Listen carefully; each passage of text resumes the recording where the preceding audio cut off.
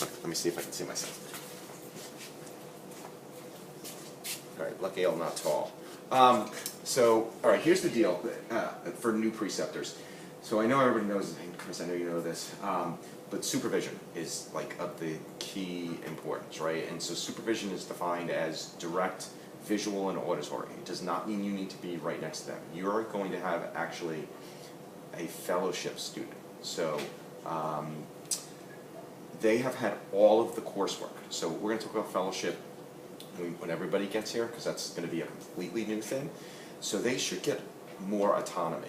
But when I first got here, we used to keep one certified on campus, and then the students would go at various places, and there would be a walkie-talkie, and that is like a no more type thing. Like, you shouldn't even be in like one central spot and a student at the field. Like, you should be near them. Now, it doesn't mean that the student can't do everything if you feel comfortable with that. Like, they can go on the field, you can go right behind them, things like that. But there should never be a time when they are not with a certified, you know. How about like sidelines? So they can be on one and we can be on the other, or? So technically no. Okay. Because that would not be That's too auditory. far, right? That would be too far. Yes. So again, you can be on the same sideline and you do not need to be right next to them by any stretch. And you could even, you know, there's always logistics with this, that your coaches and all of this and your administration and things like that, but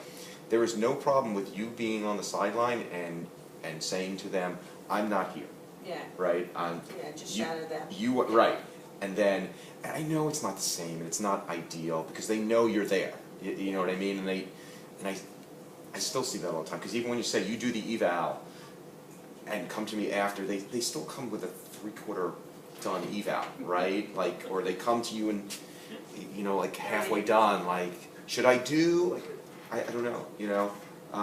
It's good, like, because I'm trying to get into the more into the athletic training facility, so it's better, like, when if they come to me, because I'm clinically stupid now, right? Like, I mean, I feel like I'm clinically stupid, you know, like, I don't know where anything is here, and I don't know, like, what you normally do, so do it, and then if it looks really wrong, I'll get Colleen, you know, I mean, so it's a little bit better. So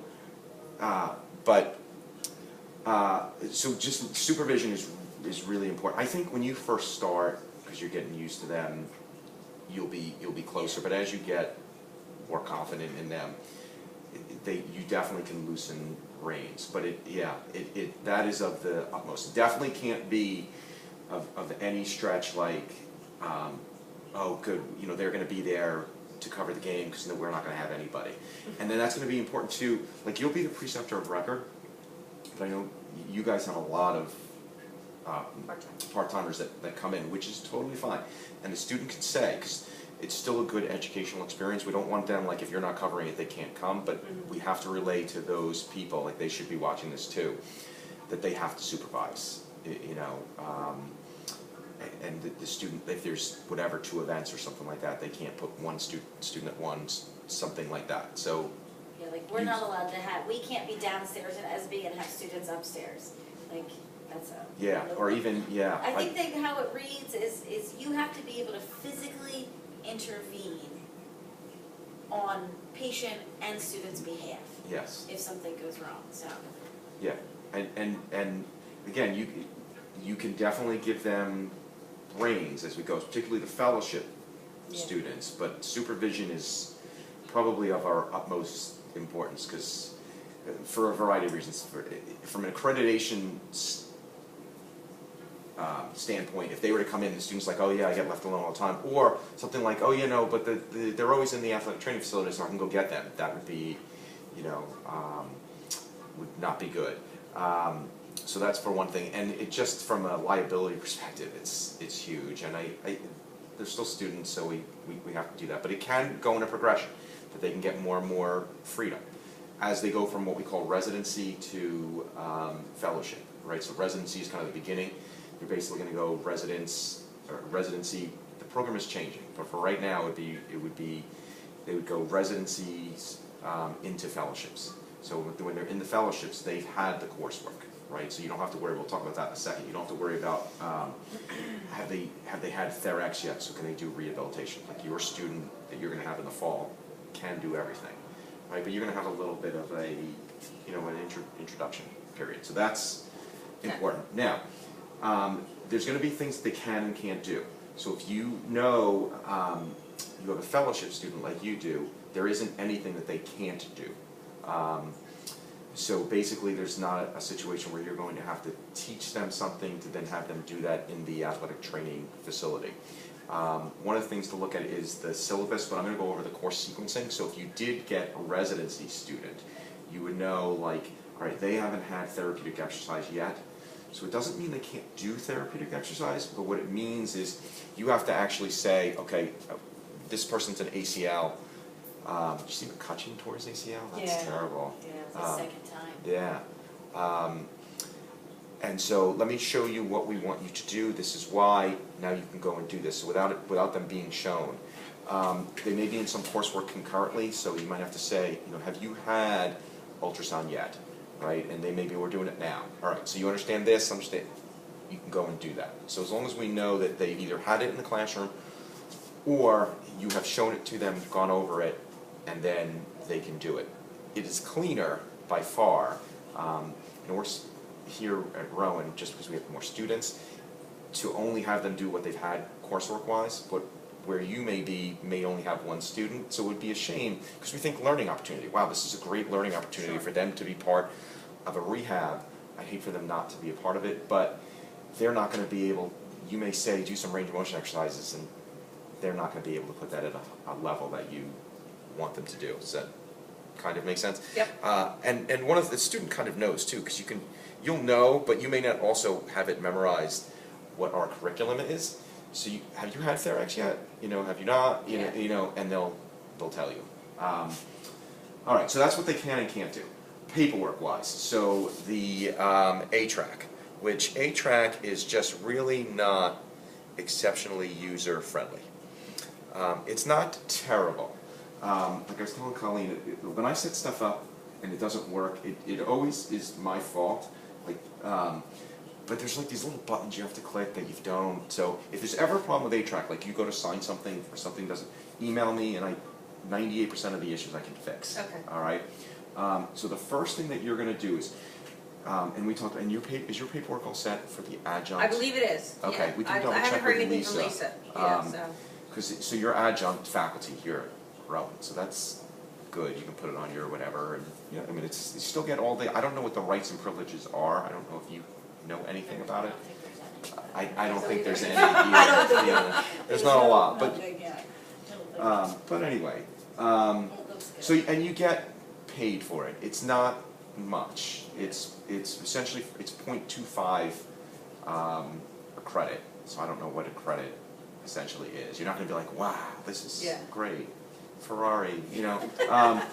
But it does. We do value your time and do understand it. So there will be. You do get compensation for it. And then the other thing, going back to supervision, just real quick, is we never want to hear the students say, and look, the students help and they provide a service, there's no question about it, but we can't use them as a workforce, right? So it's never like a job that you're not willing to do, they give them. It certainly can be a job that you've done that, carrying the coolers and, whatever. And then, like I said, they do provide a service, but it can't be in place of, wow, we'd really love to have 3 more full-time, so we're just going to get 3 more students. You know what I mean? Because if they feel that way, and they verbalize that. Now, sometimes they verbalize, they're not happy about the hours or something, along those lines, but that's okay. All right, so the first thing, because you're adjunct, the first thing is you're going to have a course, right? And the course that you're going to have is going to be Fellowship 1, right? Some of the other courses might be a residency. The first thing you're going to do on A-Track is the KSAs, right? The knowledge, skills, and abilities. So what you're going to see, if you go to, it's not going to look now, but we talked about this. What I can do is actually, I can show you, we have one student doing a rotation right now.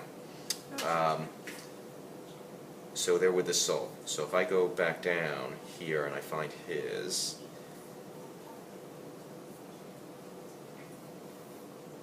I have to make this really large because otherwise it doesn't show up well on the screen. And the Mac has all these keychains. It makes it a big pain in the butt. But anyway, if this was you, right, if you went into forms, you will see all the available forms would be there, right? So what he's got right now is the syllabus and the clinical proficiency evaluation. One of the forms that will be there before the semester starts is this one, all right? Now, he already did it because the course is happening. It's the acknowledgement of KSAs. It is a really simple form to fill out. Basically, what you would do is you would read what is associated with the course, and you would just initial it, right? Okay. And then you would hit submit with it. So again, if that doesn't go through, let me know. But otherwise, the student doesn't need to sign that. That's just you. Right. All right. And I will send an email out saying, hey, KSAs are up. Please get that done. And it would be under available It would be forms? under available forms. Okay. You will see exactly that there, and it will have this pencil. And all you do is just click on that. All right. Like if you look at this right now, I should be able to call this up. All right. So basically, it says you have read the skills, knowledge, skills, and abilities that are associated with this course, and then there'll be a signature thing right there, and you would do that. Now, Okay. one of the things to go over, which I may not have talked about, I will send this to you because if you don't remember it right now, it's not a big deal. If you go into course matrix, all right, the course will be there that you're teaching. So whether you're teaching residency or teaching a fellowship, what you're supposed to do is go into course matrix, find the class, read through what the competencies are with the class, and that's what you're signing off here. So it is a reasonable thing to do Okay. before. Now, if you don't do that for some reason, because a lot of preceptors don't, I should turn this off. It's not the end of the world because you can look through it on the syllabus, all right, and then on the clinical proficiency. So you will have the idea of what the Okay. course is, Okay. all right. But I will be sending this out when I say, please sign your knowledge, skills, and abilities. By the way, so you know what you're signing, this is how you find the knowledge, Okay. skills, and abilities Got it. with the class, all right. But it is there. So if I, did go into course matrix, view matrix by course. If you find the course that you're teaching,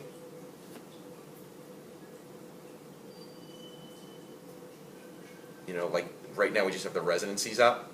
Okay. Everything associated with those residencies is there. So basically the KSAs, the knowledge, skills, and abilities are listed there. Okay. That makes sense? Yep. Okay. So that's the first thing that you do, is the KSAs. That can be done as soon as I put them up for the fall semester, which I will put them up kind of shortly. Especially now that Jason did his for the summer, I can start working on fall. Because, Colleen, if you remember, like you'd have 1,000 forms there, before. So I tried to take it like one semester at a time and then archive the old forms, because all your other students were showing up, and Yeah, I didn't know how to do all the sending. They didn't make it very easy to figure out. So I sat on the phone with them for a while and I kind of explained how to do it. Once they said it, I'm like, oh yeah, that makes perfect sense. But like to you, because you made it. There hasn't been anything that I've had problems with that you haven't been able to fix. Yeah. So. So yeah, the A-track is it's not bad. All right, the next thing is the syllabus. So the syllabus, you go over with the student. So that should be either they come in before they start or do that like the first day. Okay. The syllabus and the KD form really are supposed to be done prior to any patient care activities. So the ideal thing is to have them come in before they even start for a day. Okay. In the worst case scenario, do it the first day that they're there. Every once in a while, I'll see a syllabus and KD form the second day, and I'm like, okay, I'm gonna let that go. But I get it, right? It's like they come in and you're slammed, Yeah. and it's like, all right, we're gonna go over this. This is what and it's not like That probably majorly new. happens more In the for fall. us, it happens more in the spring. Oh, really? Because I think we definitely can see them before the fall. Fall, okay. But, and all of a sudden, because they have winter break Right, off, right. Yeah. we're still working. Yeah. And then all of a sudden they come in and it's like, oh, you're here now, but I need that. Yeah. So for So- us, it's I feel we always struggle the most.